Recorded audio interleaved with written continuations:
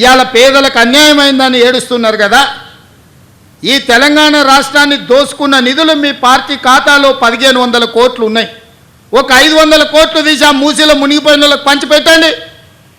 మీకు అధికారంలోకి రాకంటే ముందు తొడుక్కోవడానికి చెప్పులు కూడా లేవు కదా. ఈరోజు 1500 కోట్ల రూపాయలు మీ పార్టీ ఖాతాలో ఉన్నాయి. అది ఎవరి సొమ్ము? తెలంగాణ ప్రజల సొమ్ము కాదా? ఇవాళ తెలంగాణ ప్రజలు మూసీలో ఉన్న పేదలు బాధలు ఎదుర్కొంటున్నారని మీరు మాట్లాడుతున్నారు కదా. ఒక 500 కోట్ల రూపాయలు మీ పార్టీ ఖాతాలో నుంచి తీసి వాళ్ళకి పంచి పెట్టండి. వాళ్ళకి ప్రత్యామ్నాయం ఏం చేయాలో చెప్పండి. ఈరోజు ఈ ప్రభుత్వం సిద్ధంగా ఉంది వినడానికి. హైడ్రా గురించి అసెంబ్లీలో చర్చ పెట్టినప్పుడు ఈ సన్నాసులు పారిపోయినరు, మాట్లాడలేదు. హైడ్రా మీద అసెంబ్లీలో చర్చ జరగలేదా? ఆ రోజు మీరు సూచన చేసి ఉంటే ఈరోజు మీరు అడ్డగోలుగా మాట్లాడాల్సిన అవకాశమే లేకపోతుండే కదా. ఈరోజు పేదలకు ఏం చేద్దామో చెప్పండి. మీ తాత సొమ్ము మా తాత సొమ్ము ఇచ్చేది లేదు. ప్రజలు కట్టిన పన్నుల నుంచి పేదలకు ఇవాళ 12,000 మంది బఫర్ జోన్లో లేకపోతే నదీ బెడ్డులో మూసి పరివాహక ప్రాంతంలో ఉంటే 15,000 డబల్ బెడ్రూమ్ ఇండ్లు ఇవాళ మనం కేటాయించడానికి నేను ఆదేశాలు ఇచ్చిన. మూసి మురికిలో దోమలతోని కలుషితమైన నీళ్లతోని అక్కడ బతకలేని శవాలుగా జీవోత్సవాలుగా ఉన్న పేదవాళ్లకు ఆత్మగౌరవంతో బ్రతకడానికి ఇల్లు ఇచ్చి ఇంటి ఖర్చులకు 25,000 ఇచ్చి మా అధికారులు అక్కడ ఉండి వాళ్ళని ఇంటి దగ్గర దిగబెడుతుంటే అభినందించాల్సింది పోయి అన్యాయంగా మాట్లాడుతున్నారు. డబుల్ బెడ్రూమ్ ఇల్లు కంటే ప్రత్యామ్నాయం ఏముందో చెప్పండి. పంచుదాం, ఇది ప్రజల సొమ్ము. మేము సిద్ధంగా ఉన్నాం బాధ్యత తీసుకోవడానికి. ఇవాళ పేదల సంక్షేమం అమలు చేయడమే మా బాధ్యత. చేతనైతే రాండి, అఖిలపక్ష సమావేశాన్ని పిలుస్తాం, మీరు రాండి, ఏం చేయాలో చెప్పండి. ఏది చేసినా వద్దనడం, మీ చేతగాని తనాన్ని కప్పిపుచ్చుకోవడానికి మమ్మల్ని ఏ ప్రయత్నం చేయొద్దనడం ఇది సమంజసమని నేను అడుగుతున్నా. 10 నెలలు కూడా కాలే మేము అధికారంలోకి వచ్చి. 10 ఏళ్ళు ఈ రాష్ట్రాన్ని దోసుక తిన్న మీరు ఇవాళ ఆగర్భ శ్రీమంతులు ఎట్లయినరు? మీరు మాత్రం ఫామ్ హౌజుల్లో ఉండాలి. మీ ఫామ్ హౌజులను కాపాడుకోవడానికే కదా ఇవాళ వీళ్ళను ముసుగు దొడుకొని రక్షణ కవచంగా పెట్టుకొని పేదోళ్ళను పెట్టి కూలగొట్టద్దు అంటారు. ఇవాళ ఇన్ని మాట్లాడుతున్న కేటీఆర్ జన్వాడలో నీకున్న ఫామ్ హౌస్ అక్రమ నిర్మాణం కాదా? అది కూలగొట్టాలనా వద్దా నువ్వు చెప్పు.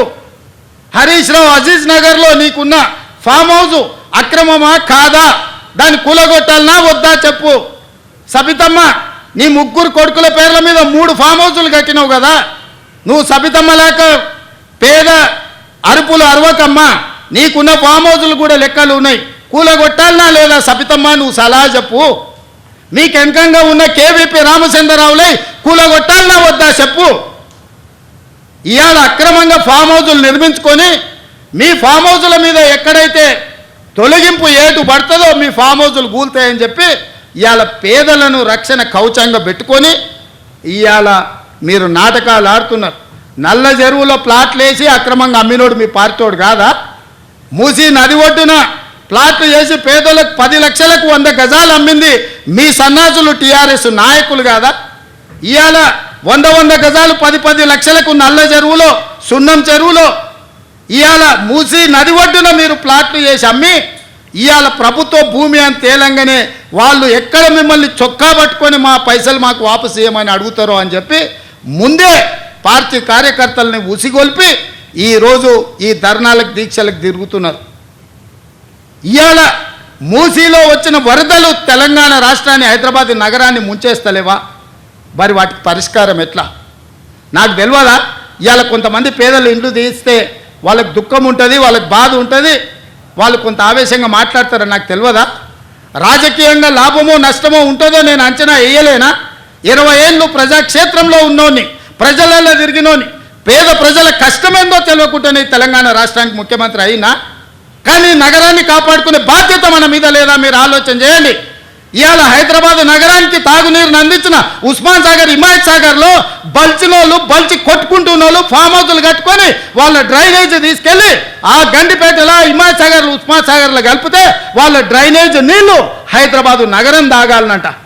ఈ నా కొడుకులు చెప్తున్న భాష గది. ఇవాళ ఆ ఫామ్ హౌస్ చుట్టూతో కట్టుకున్న ఇల్లు ఎవరివి? కేటీఆర్కు లేదా? హరీష్కు లేదా?